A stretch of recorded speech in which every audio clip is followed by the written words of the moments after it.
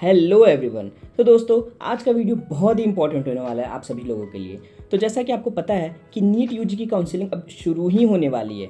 तो इस वीडियो में मैं आपको बहुत सारी इंपॉर्टेंट चीज़ें बताने वाला हूँ। सबसे पहला कि आपको डॉक्यूमेंट्स कौन कौन सी ज़रूरत पड़ेगी जो आपकी नीट यूजी काउंसलिंग में बहुत ज़्यादा हेल्पफुल है। अगर ये डॉक्यूमेंट अगर आपके पास नहीं है तो मे बी आपकी एडमिशन में प्रॉब्लम आ सकती है। तो इस वीडियो को बिना स्किप किए पूरा देखो। आपको बहुत अच्छे से समझाऊंगा इस वीडियो में कौन कौन से डॉक्यूमेंट की ज़रूरत है। और हाँ, वीडियो को प्लीज़ लाइक कर दो और चैनल पर नए हैं तो चैनल को सब्सक्राइब करना बिल्कुल भी मत भूलना। तो चलो शुरू करते हैं वीडियो को। तो सबसे पहले लिस्ट पर है पासपोर्ट साइज़ फ़ोटो। जी हाँ, जब आपने नीट का फॉर्म भरा होगा तो आपने फ़ोटो जो अपलोड किया है सेम वही फ़ोटो की दरकार है नीट यूजी काउंसलिंग में। दूसरी फ़ोटो बिल्कुल भी मत लाना। आप अपने पास जो फ़ोटो आपने क्लिक करवाया था उसकी 7 से 8 कॉपीज़ रख लो। ये एडमिशन के टाइम पे बहुत ज़्यादा ज़रूरी होने वाला है, ठीक है। दूसरे लिस्ट पर है 10th की मार्कशीट और 12th की मार्कशीट।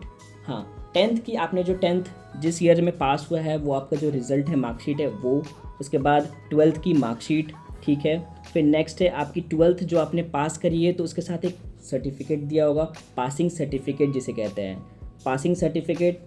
फिर आता है आपका डेट ऑफ बर्थ सर्टिफिकेट। जैसे कि जिन लोगों का अगर 10th के मार्कशीट में डेट ऑफ बर्थ अगर नहीं लिखा हुआ है, जैसे सबके बहुत सारे मैक्सिमम लोग जिसका CGPA वगैरह चलता था उसके 10th के मार्कशीट वगैरह में लिखा हुआ रहता है कि दिस डेट ऑफ बर्थ। अगर आपका डेट ऑफ बर्थ उसमें नहीं लिखा हुआ है तो ही आपको डेट ऑफ बर्थ सर्टिफिकेट की ज़रूरत है। अगर उसमें लिखा हुआ पहले से मेंशन है तो आपको डेट ऑफ बर्थ सर्टिफिकेट की ज़रूरत नहीं है, ठीक है। तो नेक्स्ट पे चलते हैं।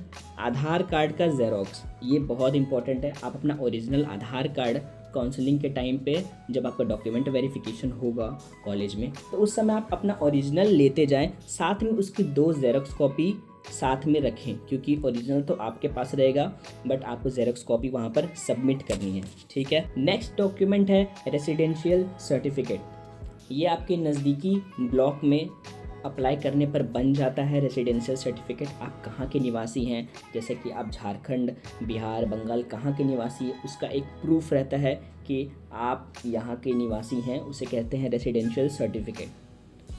नेक्स्ट डॉक्यूमेंट है आपका इनकम सर्टिफिकेट।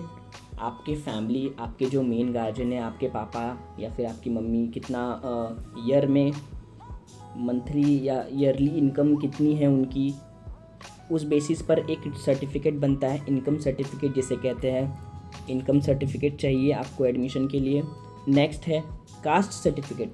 जी हाँ, अगर रिजर्वेशन क्लेम करनी है आपको, अगर आप OBC, SC, ST, EWS से बिलोंग करते हैं तो ये बहुत ही ज़्यादा आपके लिए इम्पॉर्टेंट डॉक्यूमेंट है। कास्ट सर्टिफिकेट अपना रेडी करके रखें, ये काउंसलिंग में बेहद हेल्पफुल करेगी। जैसा रेसिडेंशियल और इनकम सर्टिफिकेट जिस जगह से, जिस ब्लॉक से अप्लाई होता है वहीं से कास्ट सर्टिफिकेट भी बनता है, तो आप जल्द से जल्द बनवा लें इसे। नेक्स्ट है आपका फिटनेस सर्टिफिकेट। जी, अगर आप PWD कैटेगरी से हैं, फिजिकली डिसेबल्ड हैं, तो ये आपके लिए बहुत ज़रूरी है रिजर्वेशन क्लेम करने के लिए। फिटनेस सर्टिफिकेट आपको वहाँ पर इसे दिखाना पड़ेगा डॉक्यूमेंट वेरिफिकेशन के लिए। और अगर आप किसी और भी बीमारी से, किसी और भी प्रॉब्लम से हैं तो उसके लिए भी आपको फिटनेस सर्टिफिकेट आपको वहाँ पर दिखाना पड़ेगा। नेक्स्ट डॉक्यूमेंट है आपका TC, जिसे ट्रांसफ़र सर्टिफिकेट भी कहते हैं। ये आप जहाँ से आपने 12th पास करी है, जिस स्कूल से आपने 12th पास किया हुआ है, वहाँ पर जाकर आपको ये ट्रांसफ़र सर्टिफिकेट लेना है। ये डॉक्यूमेंट भी बहुत ज़रूरी है। नेक्स्ट इम्पोर्टेंट मोस्ट डॉक्यूमेंट की बात करते हैं तो वो है गैप सर्टिफिकेट। ये बहुत ज़्यादा ज़रूरी सर्टिफिकेट है, खासकर ड्रॉपर्स लोगों के लिए, जिन लोगों ने 12th का एग्ज़ाम 19, 20 या 21 या 22 में दिया हुआ है। उन लोगों के लिए एक गैप सर्टिफिकेट बनता है। वो आप कोर्ट में जाकर वहाँ पर जो वकील बैठे हुए होते हैं उनसे ज़्यादा नहीं, बहुत कम पैसों में तुरंत बना करके वो दे देगा आपको गैप सर्टिफिकेट। ये बहुत ज़्यादा ज़रूरी है आपको। अगर आपने 12th और नीट पास करने के बीच में गैप ले रखा है 1 साल 2 साल, बहुत सारे बच्चे ले रखते हैं गैप एग्ज़ाम की प्रिपरेशन करने के लिए 1 साल 2 साल 3 साल तक, तो आपको गैप सर्टिफिकेट एडमिशन के टाइम पर दिखाना पड़ेगा। ये बहुत इंपॉर्टेंट डॉक्यूमेंट है आप लोगों के लिए।